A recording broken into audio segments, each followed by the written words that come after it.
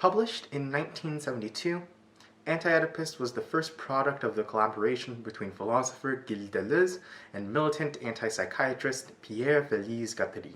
One of the most celebrated works of contemporary French theory, the work presents a key discovery of the relationship between desire, the unconscious, and the social, which undoes the entire framework of psychoanalysis at its core.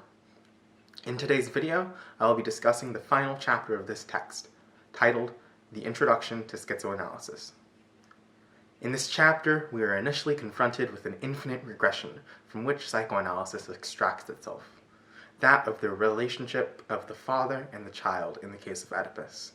For the father must have first been a child, and only able to be a child in relation to a father, who himself was a child, again only in relation to a father. Instead, Deleuze and Guattari make the claim that the father is first in relation to the child. That is to say, the investment of desire is firstly an investment in the social field, into which the father and the child are both plunged.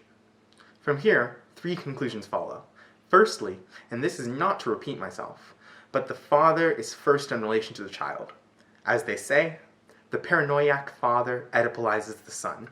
Guilt is an idea projected by the father, before it is an inner feeling experienced by the son. The first error of psychoanalysis is in acting as if things began with the child. Secondly, the father is in first relation to the child, as it is from the first investment in the social field that the father, the son, and the family arise. It is the social field that takes primacy as the conclusion of the investment of desire. It is here that we find the second error of psychoanalysis, that of familialism, which traps all movement. Thirdly, the social field as the object of the investment of desire determines the family. To put it in their words, the family is determined, first as a stimulus of departure, then as an aggregate of destination, and finally as an intermediary, or an interception of communication. If we are to hold all of this to be true, then the goal of analysis should be to approach an understanding of the unconscious investments of the social field which lie at the heart of this domain. They present the concept of delirium as the general matrix of every unconscious social investment. Just as one can speak of two types of social investment, that of segregation and that of the nomad, we may speak of two poles of delirium, the paranoiac fascizing and the schizo-revolutionary. Within this paranoiac pole, we find investments in the formation of central sovereignty. It overinvests by making this formation the final eternal cause of all other forms of history. It counterinvests the enclaves, and it disinvests every figure of desire. It is this pole which says, I am of a supreme order of being. On the other pole, we follow the lines of escape of desire. It is this pole which says, I am of an inferior order of being. Criticizing the reformist position which says that we must not flee, the revolutionary position is that escape is revolutionary. Quoting George Jackson, they say, I may take flight, but all the while I am fleeing, I will be looking for a weapon. Just as in physics we may speak of two directions, that of the macro and the micro, we may identify the paranoiac as moving in the macro-physical direction. Conversely, the schizo moves in the direction of microphysics. Though every investment is collective, we see two kinds of group investment, the subjugated group investment of the molar aggregate and the subject group of molecular phenomena. The paranoiac and the schizophrenic do not operate on the socius, but the body without organs. There is the microscopic scale of paranoiac investment and the submicroscopic scale of molecular phenomena, where schizophrenic investments are arranged. It is on the body without organs that the distinction between paranoia and schizophrenia is made. It follows that the body without organs is the limit of the socius. It forms the socius. Thus, social investments can only be said to be schizophrenic or paranoiac insofar as they have schizophrenia or paranoia as their product. We are confronted with two different schema by which we can present paranoia and schizophrenia. Either we may recognize these two investments as oscillations of a pendulum between molar aggregates and molecular elements, the position of the pendulum being the socius and the limit of which being the body without organs, or we may understand these two investments as a singular line on which the different forms of socius are arranged. The line ends at the body without organs, either passing through the wall, opening up onto the molecular elements, or rebounding off of it, falling back into a molar territoriality. We learn that the unconscious belongs to physics, and the body without organs is a question of matter itself. How then do we avoid the traps of vitalism and mechanism? For it is vitalism which invokes an individual and specific unity of the living, and it is mechanism which abstracts structural unity of the organism. Deleuze and Guattari point to none other than Samuel Butler's The Book of the Machines, in order to shatter both of these arguments. He says that it is misleading to believe a machine to be a single thing. In Butler's words, in truth it is a city or a society, each member of which was bred truly after its kind. We see a machine as a whole. We call it by a name and individualize it. He continues by discussing the production which take place in vapor engines, saying, the truth is that each part of every vapor engine is bred by its own special breeders, whose function is to breed that part, and that only, while the combination of the parts into a whole forms another department of the mechanical reproductive system. It is here that Butler discovers the surplus value of code, the phenomena whereby a part of a machine captures a code fragment of another machine, thus owing its production to a part of another machine. This is attested to by the relationship between the red clover and the bumblebee, or the orchid and a wasp. When we undo the machine's structural unity invoked by mechanism and the personal and specific unity invoked by vitalism, we find that there is a direct connection between the machine and desire. The real distinction worthy of discussion is between molar machines and desiring machines, the latter of which belong to the molecular order. Deleuze and Guattari say of desiring machines that they are formative machines, whose very misfiring are functional and whose misfunctioning is indiscernible from their formation. Chronogenous machines engaged in their own assembly, operating by non-localizable intercommunications and dispersed localizations, bringing into play processes of temporalization, fragmented formations, and attached parts, with a surplus value of code, and where the whole is itself produced alongside the parts. On the other hand, a molar machine is to be understood as a machine which appears as a single object, unified at the structural level of techniques and institutions. However, they are the same machine under determinate conditions. The question arises, what are determinate conditions?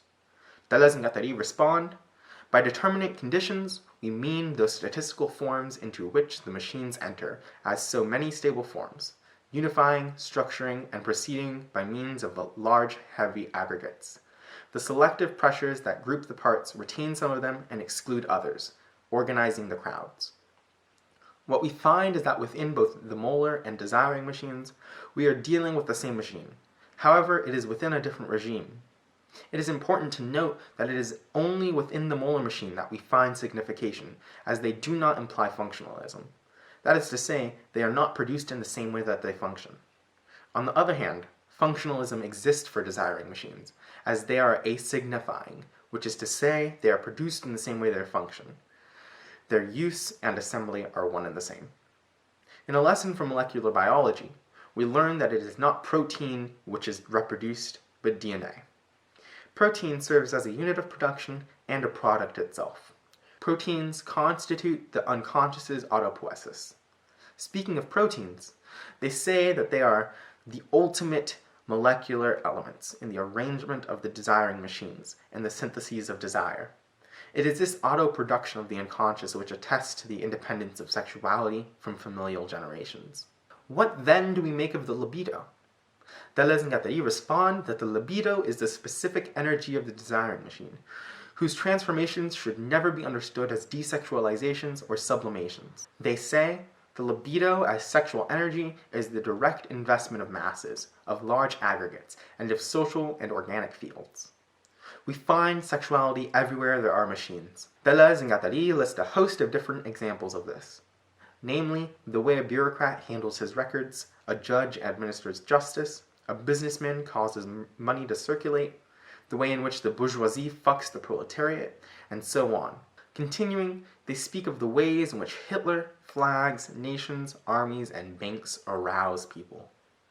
The libido invests in large aggregates through restrictions, blockages, and reductions in the libido that is made to repress its flows in order to contain them in narrow cells, including the couple, family, person, and objects. The movement of the libido into the conscious only takes place in the relation to a given body that it takes as object. The function of the blockage depends on the relation of the object choice to the body, whether it be Oedipal or revolutionary. What we find in Marx is a claim that there is no distinction between sexes, but a distinction between human sex and non-human sex. Sexuality is the unconscious investment of the large molar aggregates, insofar as on its other side, sexuality is identical with the interplay of molecular elements that constitute the aggregate under determinate conditions. We should understand desiring machines as the non-human sex, without which there would neither be human sex nor human sexuality. The question arises, how many sexes are there? In Freud, we find that there is one sex, the masculine sex, in relation to which the feminine is defined by lack. In the works of Melanie Klein, we find two sexes, as the feminine is defined positively. In Deleuze and Guattari, we find the invocation of a variable amount of sexes. They define the schizoanalytic slogan of the desiring revolution as being, to each, its own sex. In short, the schizoanalytic argument is that desire is a machine. This contradicts psychoanalysis' shunting of the desiring production and social production into representation, and its presentation of the unconscious. This contradicts psychoanalysis' shunting of desiring production and social production into representation, and its presentation of an unconscious which does not produce, but believes. There is a link between representation belief and the family, as the essence of reproduction is to be familial representation. The production couple of social and desiring production gives way to a representative couple of the family myth. The analytic field is composed of desiring production and machines. However, there is a conflict at the heart of psychoanalysis between representation and production. Psychoanalysis refers symbolic representation to subjective and universal essence of desire as libido. Decoding in psychoanalysis no longer signifies the discovery of a code, but the undoing of codes as to interpret them by adding codes. What does this say about the relationship between psychoanalysis and capitalism? The decoded and deterritorialized flows are the same in the political economy and social production in the form of subjective abstract labor, and in psychoanalysis and desiring production in the form of subjective abstract libido. This is not to say that there is a parallelism between capitalist social production and desiring production, but the discovery of an activity of production in general and without distinction is identical between both political economy and psychoanalysis. Capitalism is inseparable from its movements of deterritorializations, which are necessarily externalized by movements of reterritorialization. What is deterritorialized are the mythic and tragic representations, reterritorialized as images of capital. Marx summarizes this in his discussion of alienation, when he says, what was previously being external to oneself, man's externalization in the thing, has merely become the act of externalizing, the process of alienating. It is the form of private property which constitutes the center of the reterritorializations of capitalism and produces the image of the capitalist field of eminence. Subjective abstract labor, as represented in private property, has, as its correlate, subjective abstract desire, as represented in the privatized family. Like capitalism, psychoanalysis undoes the system of objective representations found in myth and tragedy. For the benefit of the subjective essence it conceives as desiring production, then reverses this production in a system of subjective representations of dream and fantasy. The series of representation is as such: infinite subjective representation, theatrical representation, structural representation. The reduction of production to a representational space voids it of all value, except through its lack. Desiring production is only allowed to move forward as an absence. The limit of desiring production is thus displaced, passing only within the molar aggregate itself. All of production enters into a double bind of subjective representation. Lacan may be the first to overcome this trap of representation in his discovery of the two others, the objet petit a as the machine and the big other as non-human sex. Following Lacan, Deleuze and Guattari identify three major planes of structuralization. They say, Oedipus as the imaginary reterritorializations of private man, produced under the structural conditions of capitalism, and as much as capitalism reproduces and revives the archaism of the imperial symbol or the vanished despot. We must grasp these 3 points if we are to follow Lacan in pushing Oedipus to the point of self-criticism. In doing so, Deleuze and Guattari speak of the unconscious of schizoanalysis as being an orphan, an anarchist, and an atheist. The unconscious of schizoanalysis is not figurative, nor structural, nor symbolic, but machinic and productive. As such, we reach the first task of schizoanalysis, the negative or destructive task. Included in the list of things which should be destroyed by schizoanalysis are Oedipus, the ego, the superego, guilt, the law, and castration. We should not follow Hegel in promoting a destruction which retains or conserves part of the body, but a radical abolition. Fromm does a lot in this direction in criticizing psychoanalytic bureaucracy. However, he does not go far enough, in that an appeal to the pre-Oedipal still brings desiring production back to Oedipus. Reich denounces psychoanalysis as joining forces with social production. However, he also does not go far enough, as he does not see the relationship between the axiomatic of capitalism and the familial field as intrinsic. Schizoanalysis must take up the task of destroying beliefs and representations. Speaking of Oedipus, they say we must carry him back to the factory. As the psychoanalyst reterritorializes on the couch, the schizoanalyst must disengage the deterritorialized flows of desire.